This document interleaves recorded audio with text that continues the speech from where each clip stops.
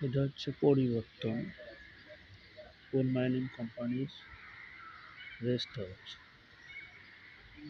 সামনেটা হচ্ছে মন মেলা এবং সেনা ক্যাম্প। জায়গাটা দেখতে খুব সুন্দর,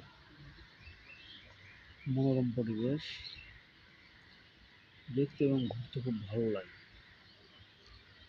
দায়িত্বের কারণে এখানে আসা দেখে